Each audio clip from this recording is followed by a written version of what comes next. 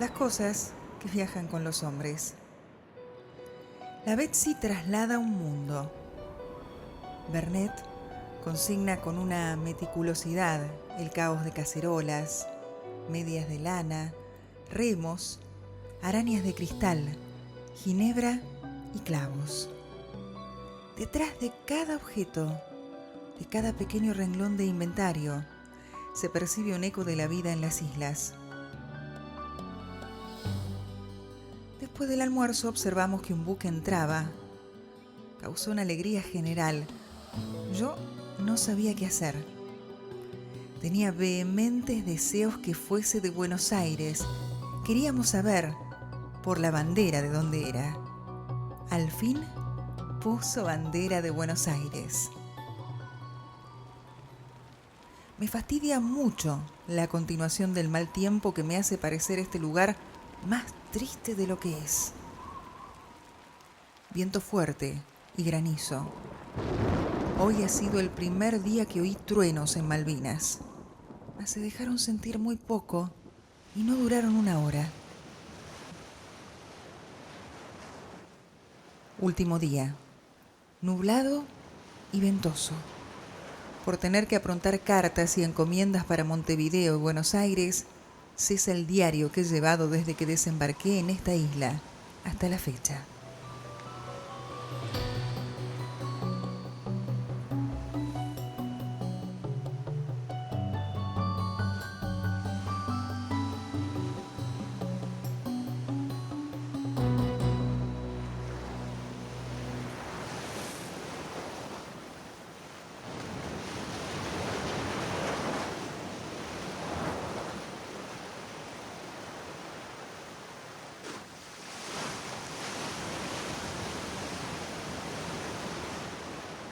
La primera vez que fui a Malvinas fue en el año 1970, cuando ya había acuerdos con Inglaterra de que nosotros íbamos a participar en el desarrollo de la vida de malvineros.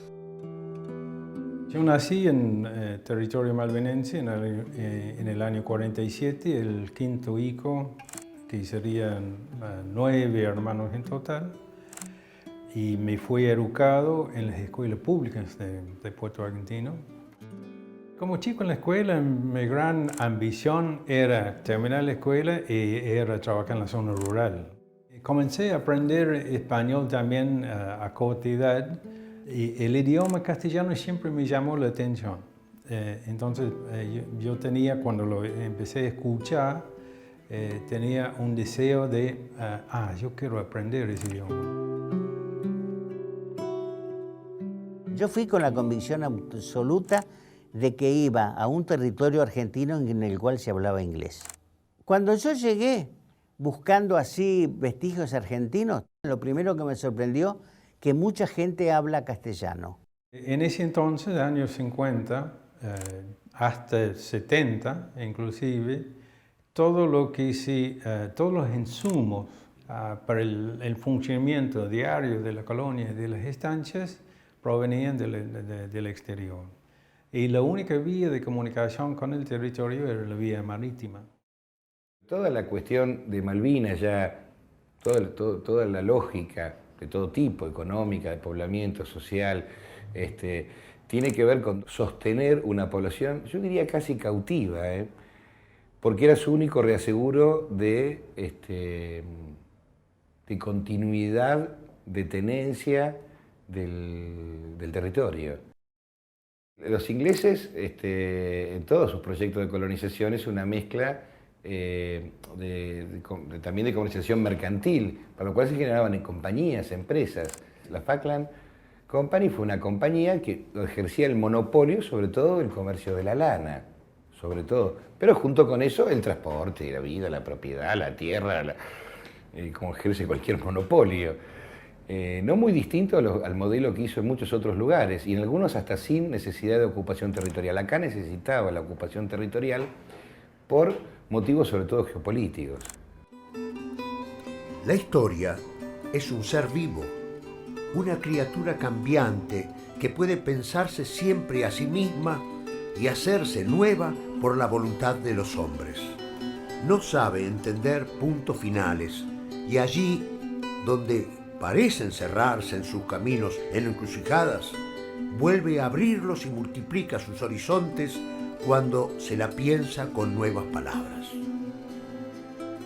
En realidad tenemos casi nula información de lo que podía llegar a concretar en negociaciones bilaterales para superar el problema del retiro del servicio del buque vapor que hacía el nexo Puerto Argentino-Montevideo para el abastecimiento sudamericano, digamos, hacia el territorio. La Fokker Island Company, dueño de ese buque, decía que ya no era rentable el servicio, entonces lo sacaban del servicio y el gobierno británico necesitaba con urgencia una alternativa. Y en la búsqueda de esa alternativa, sus miradas cayeron sobre el gobierno nacional en Buenos Aires. Ya a partir de que empieza Naciones Unidas, tenemos un escenario mucho más claro donde elaborar una estrategia que no solo sea bilateral con el Reino Unido y hay involucramientos de los que uno pudiera llegar a captar, sino un ámbito concreto. Así que ahí empieza toda otra estrategia argentina, que es la presencia del tema Malvinas en el ámbito de Naciones Unidas. Y esto termina de cuajar cuando también terminan de cuajar ciertos acuerdos y estrategias de la propia comunidad internacional, sobre todo en 1960, con la resolución 1514, que es la de descolonización.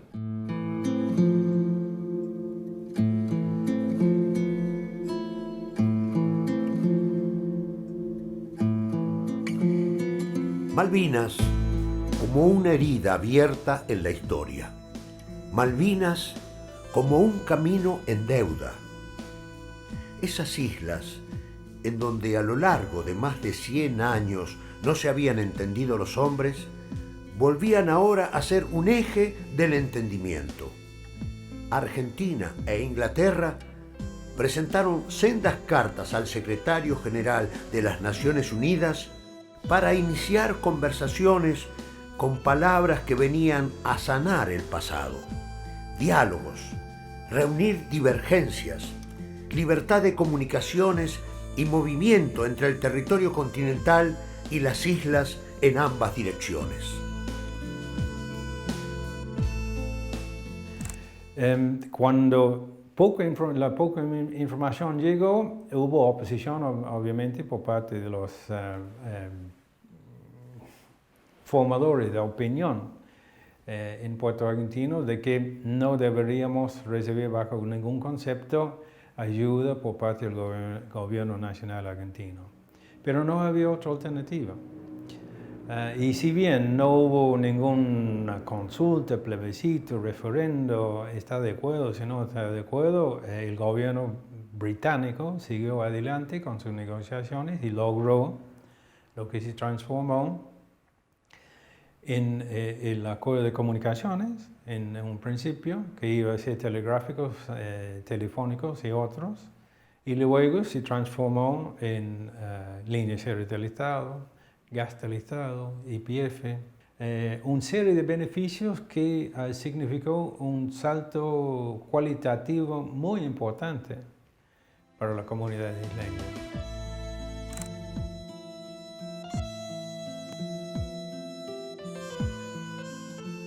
A partir de 1970, los diplomáticos británicos y argentinos se reunieron para sentar las bases de un entendimiento sobre el archipiélago de Malvinas. Esa fue la primera de las conversaciones especiales que tuvo lugar en Londres y a la que siguieron otra en Buenos Aires en 1971 y la tercera en Puerto Argentino en 1972. Lo que sería el puntapié inicial para el acercamiento de ambas naciones.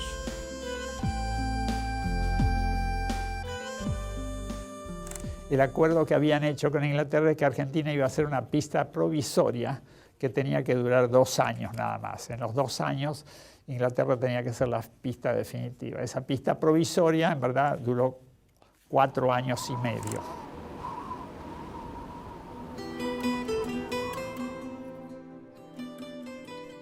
Y donde se cimentan las palabras, pueden levantarse puentes y caminos. Pueden acercarse las naciones y alcanzarse los imposibles. Y donde se hacen caminos para posar las alas del entendimiento, allí el diálogo será una realidad y ya no habrá islas entre los hombres, sino simplemente destinos reunidos.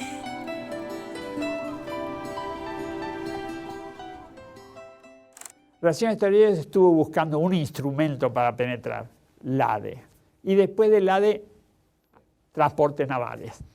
El Servicio de Transportes Navales fue digamos, el imprescindible también, porque no había forma de llevar mercadería ya de gran volumen. Por ejemplo, tractores, el equipamiento para YPF, la instalación, el equipamiento para la construcción de la pista. Todo lo era a través de transportes navales. Los beneficios que nos ofrecía el gobierno nacional de Buenos Aires eran tan comunes y corrientes para cualquiera acá en el continente. Dice, bueno, ¿para qué van a ser tan impactante para el habitante de Malvinas? Con la aislación nuestra en Malvinas en ese momento, el simple hecho de que nos llegara fruta fresca una vez por semana era todo un lucro. Y se comía, bueno, capón, nabos, que es lo que se cultivaba ahí, tomates en los jardín de invierno. Y después nosotros hacíamos nuestro pedido junto con bastante gente, que cada vez empezaba más a hacer el pedido a Comodoro Rivadavia. Entonces llegaban, porque no había frutas frescas, no había comida fresca. El abastecimiento de las islas se hacía cada 3 meses con un barco que venía del Reino Unido. Fresco no llegaba nada. Entonces, y todo era enlatado. Nosotros, como a veces teníamos acceso más a la comida fresca, a los ajíes, me acuerdo, los morrones, era realmente una carta que nosotros servíamos morrones y se volvían locos todos, realmente era muy rico y no existía, no es que escaseaba, no existía.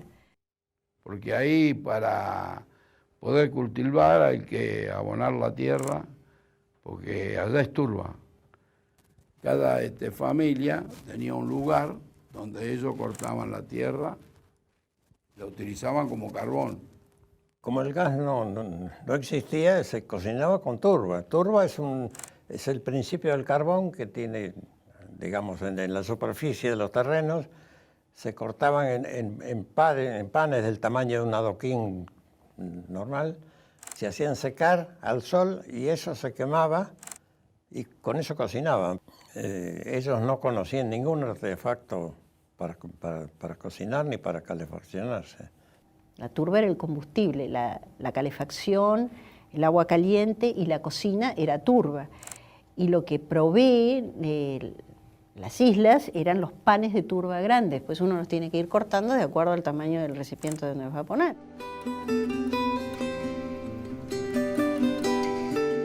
Los límites son cosa que se impone el propio hombre. A veces pone todo su empeño en la distancia y el resguardo de las diferencias. Sin embargo, otras veces aprende que solo la confianza regala nuevas páginas a su historia y que sumar siempre es más que dividir. Se avanzó mucho en cuanto a relaciones con los británicos por el tema Malvinas y se firmó en Buenos Aires la Declaración Conjunta del año 71 que posibilitó que pudiéramos viajar a las islas. Eso fue el 15 de noviembre, se inauguró una pista en Malvinas y yo pude viajar poco después de eso. Empezó a desarrollarse un plan. Ese plan era la instalación de la pista. Junto con la instalación de la pista venía la obligación de poner un depósito de combustible para el avión. Y se empezó a operar con esa pista recién hecha.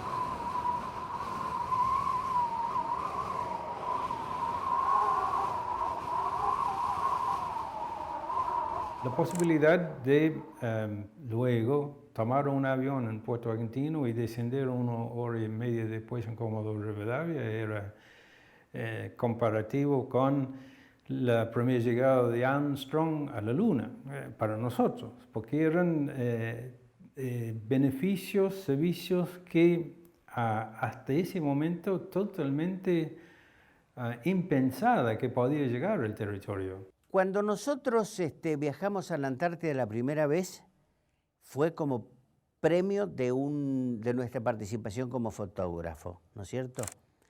Cuando fuimos a Malvinas, fue porque nosotros demostramos nuestra necesidad de ir, pero mostrábamos atrás nuestro toda una participación fotográfica a nivel nacional, con fotografías artísticas, que avalaba de que lo que íbamos a hacer, si bien era una cosa distinta, tenía ya cierto sustento como para decir, bueno, no van a fracasar.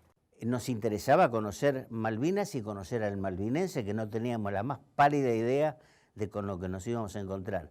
Pero frente a las dificultades que nos ponían para viajar, porque siempre nos recalcaban de que lo que se buscaba era una integración, que no querían que se hiciera patrioterismo y todo eso que ocurre habitualmente, nos fue hincando más la necesidad de que esta gente nos comprendiera y que no se sintiera invadida.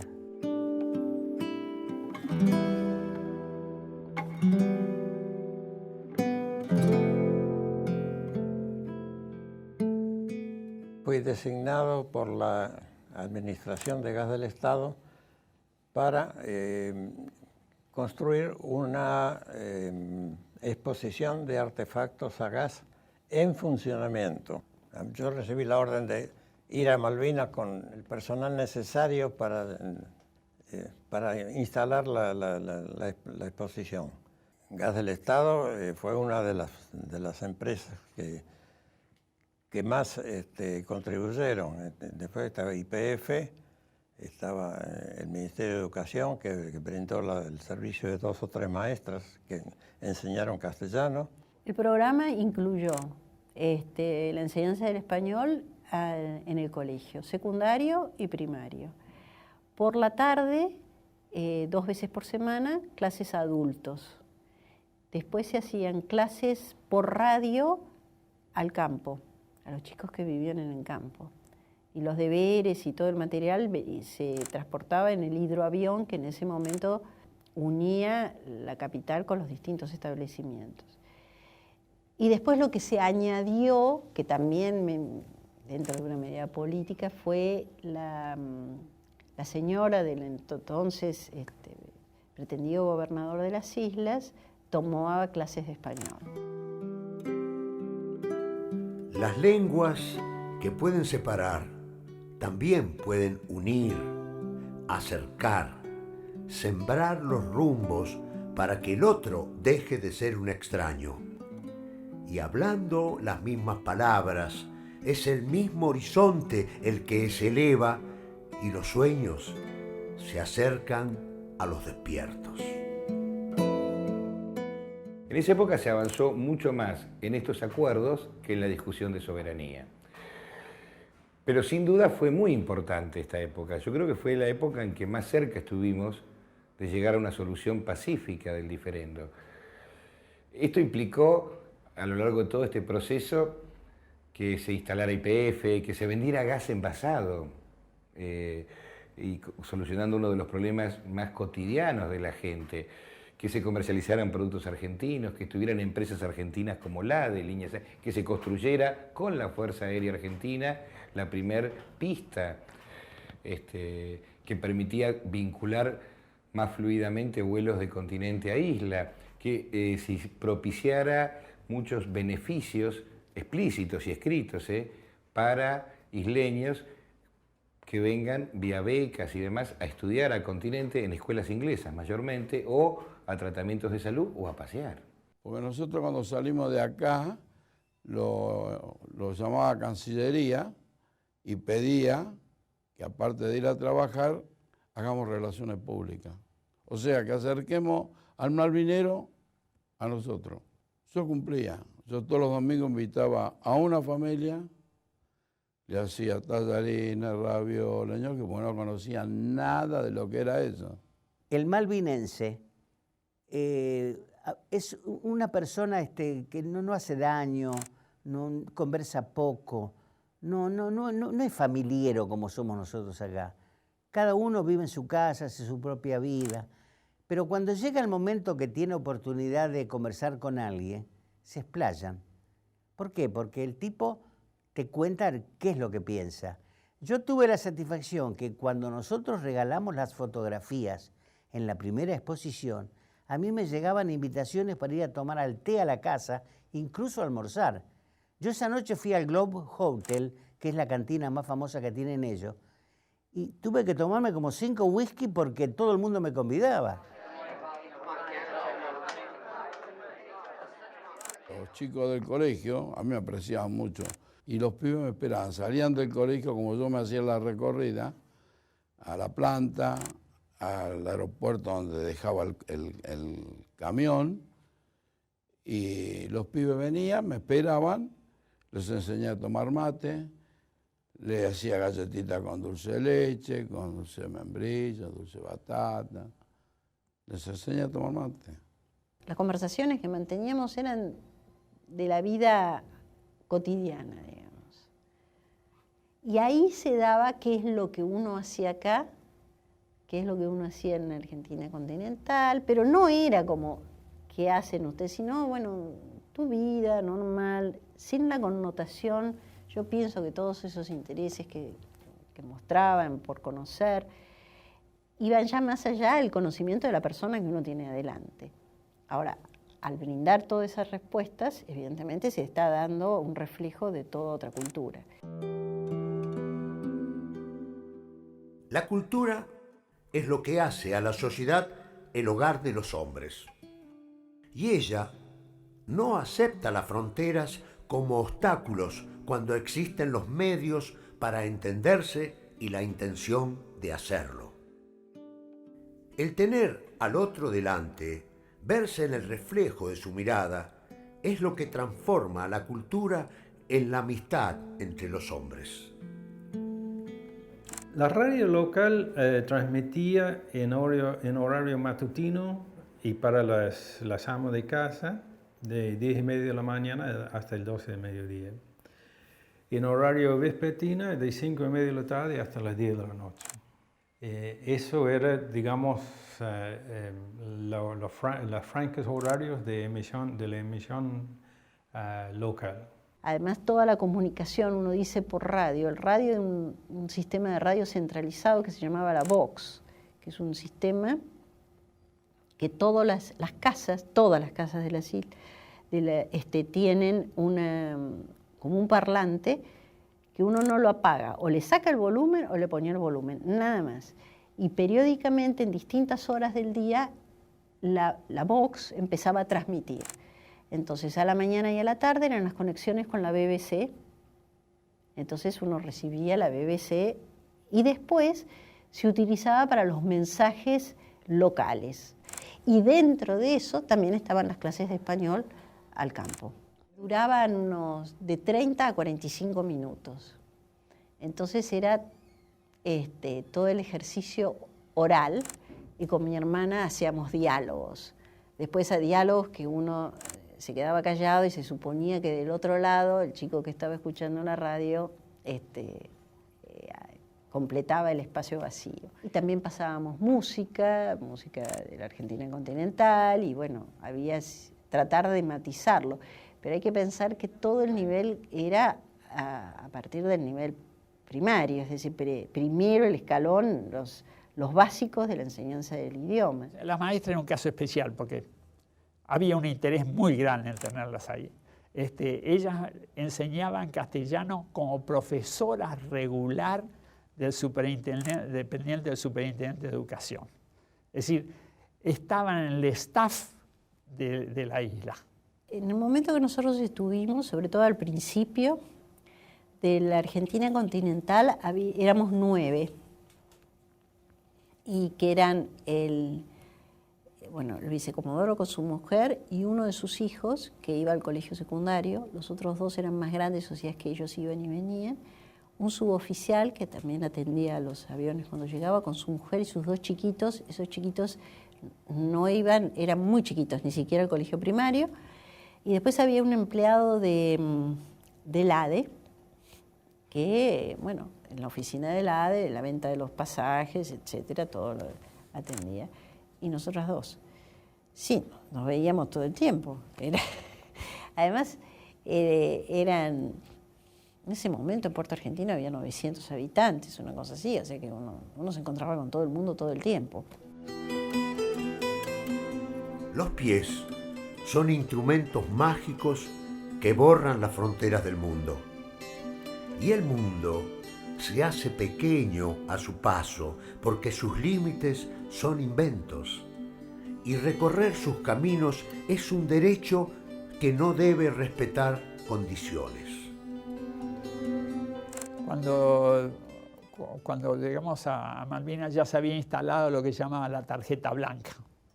La tarjeta blanca implicaba que cualquier persona que cruzase iba a ir con una tarjeta blanca muy elemental, ideada por González Balcarce, que se le daba tanto al argentino como a cualquier otro, de cualquier otra nacionalidad, y desaparecía el pasaporte.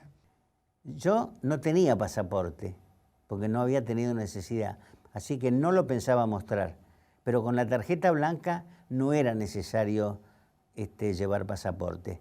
La tarjeta blanca era un simple cartoncito donde constaban lo mínimo de datos personales que extendía el Ministerio de Relaciones Exteriores para los argentinos continentales que viajaran a las islas.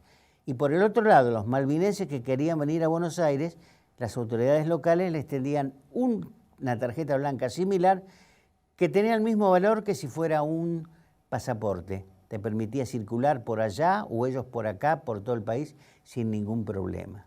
Inclusive, una forma de beneficiarse de eso era la posibilidad de llegar y recorrer el territorio continental y la posibilidad de desahogarse por una semana mínimo fuera de Malvinas. Y había mucho intercambio en ambas direcciones de gente que venía del continente y gente del continente que iba a Malvinas para conocer Malvinas, a recorrer un poco de Puerto Argentino, porque en ese entonces no había infraestructura pensada para el turismo, pero por lo menos el único turismo en ese momento con interés de conocer Malvinas eran nuestra gente acá del continente.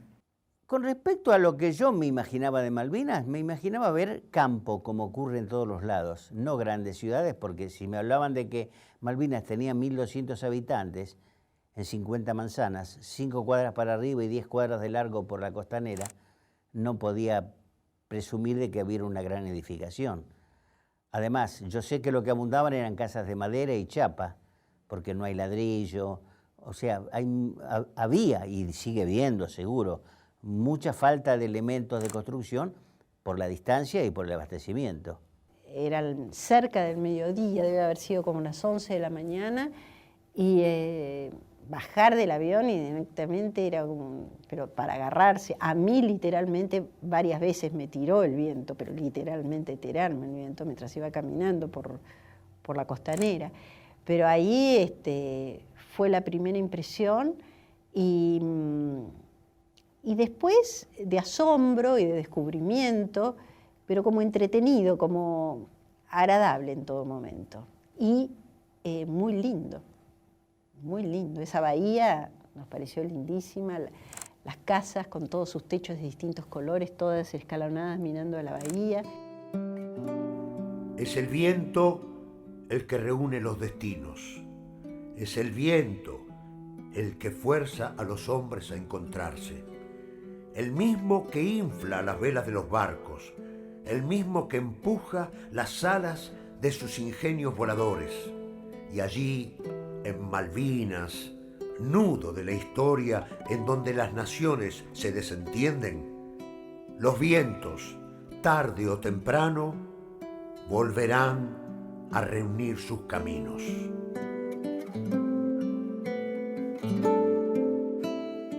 además del aeropuerto, nosotros nos comprometimos a suministrarle combustibles al mismo precio que en nuestro territorio. La planta Antares, además de los 26 tanques que tiene, tenía un depósito de garrafas para gas del Estado, pero tenía una estación de servicio con 3 surtidores a disposición del pueblo que se inauguró fundamentalmente para el reabastecimiento del avión.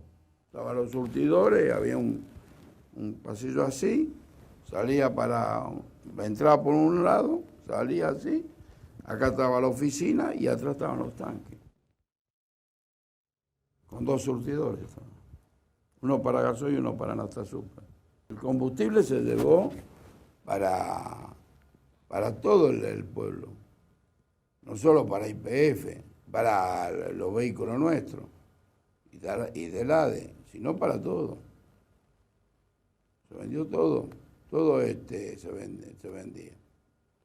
El isleño venía, cargaba gasoil para la cocina, porque había cocinas que marchaban a gasoil cuando nosotros llevamos el gasoil.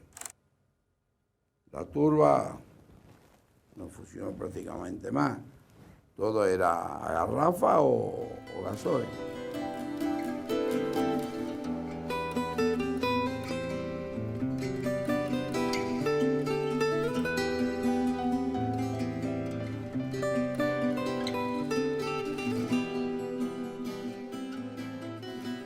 Se llevaron 6 tanques, se llevó un camión y todas las semanas, en cuanto llegaba el avión, se los reabastecía para el regreso. Después esa planta se amplió y llegó a tener 26 tanques en total. Ya ahí tenían querosén, tenían nafta común, nafta especial, gasoil, todo gasoil. Allá hay muchos vehículos gasoleros. Así que vivían en la gloria. Los únicos que no vivían en la gloria eran los dueños de la FIC. La FIC es Falkland Island Company, Compañía de las Islas Malvinas en nuestro idioma, que es la empresa inglesa que sigue aún hoy monopolizando toda la economía de las islas. Entre ellos vendían combustible, así que a ellos no les hacía ningún chiste el hecho de que le sopláramos esa parte del negocio. Que no sea el mercado el que dicte los destinos. Que donde hay manos que trabajan, no haya manos que ensucien. Que al fin, donde hay personas que se conocen, no haya mercaderes de sus suertes. Los tubos de gas venían de Buenos Aires en vía marítima y se instalaban en un terreno en Puerto Argentino que se llamaba Planta de Almacenamiento en Antares. Ahí se acopiaban al aire libre nomás los cilindros y después se distribuían a los clientes a posteriori de la disposición, se iban distribuyendo los cilindros para el consumo de gas. La intención de Argentina era ir ocupando espacios a gran costo, porque eso costaba muchos millones de pesos, y periódicamente iba mucha más gente que les pagaban los viáticos, los traslados, etcétera, los organismos que los mandaban. Por ejemplo, el Automóvil Club Argentino para turismo.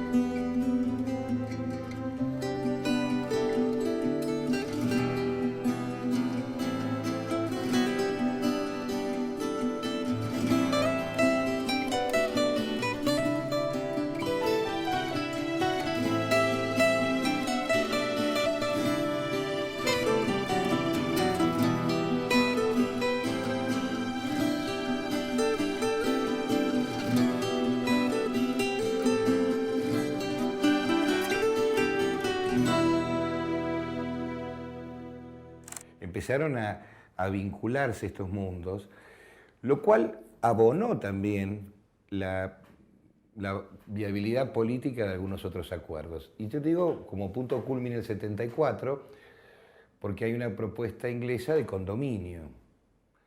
Apenas esbozada, es una propuesta a trabajar, un inicio de negociación, pero formal, formal. Es una propuesta formal que hoy la podemos leer todavía.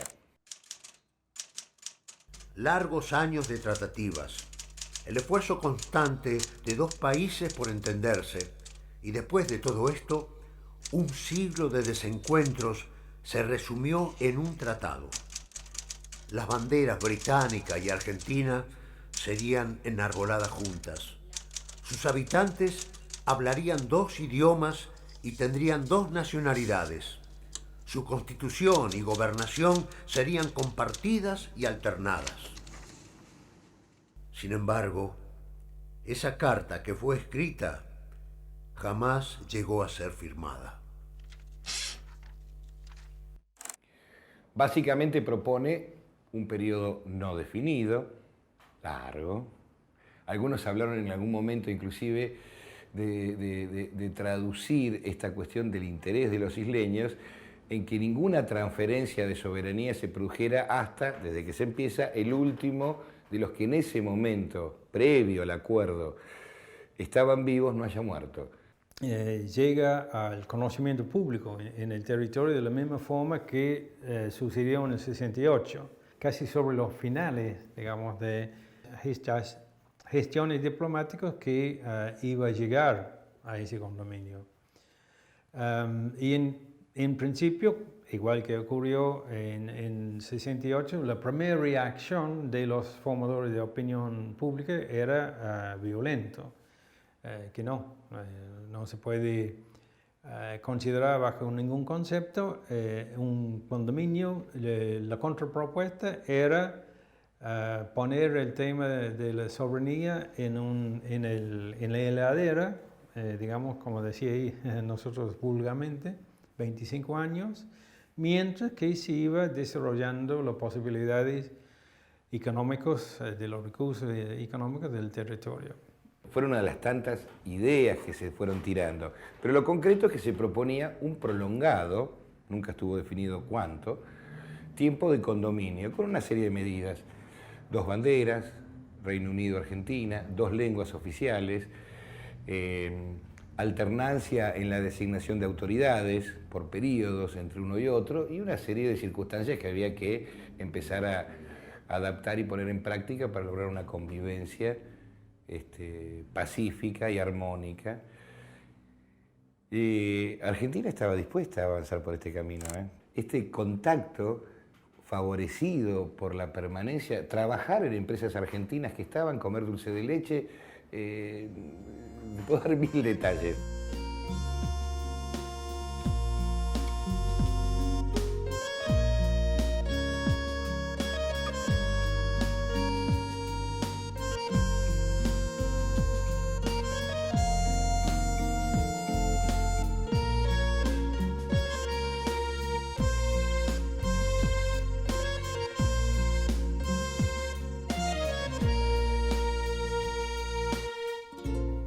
En la situación actual, yo creo que hay un espacio disponible para explotar o por lo menos explorar, que es la parte de artes y cultura. Reconstruir la confianza, no de nosotros, sino de la comunidad isleña, de aceptar la posibilidad de que hay un intercambio cultural y artístico. Creo que hay poca posibilidad de que yo lo voy a ver, pero eso no es lo importante. Lo importante es que siga empujando el buque para que acercamos un poquito más, para que mis nietos o mis bisnietos puedan gozar de ese anhelo mío. Lo primero que tenemos que darnos cuenta nosotros y la comunidad internacional es que la cuestión Malvinas como cuestión de derecho internacional y como disputa de soberanía en el ámbito de la comunidad internacional es también para Argentina una causa nacional.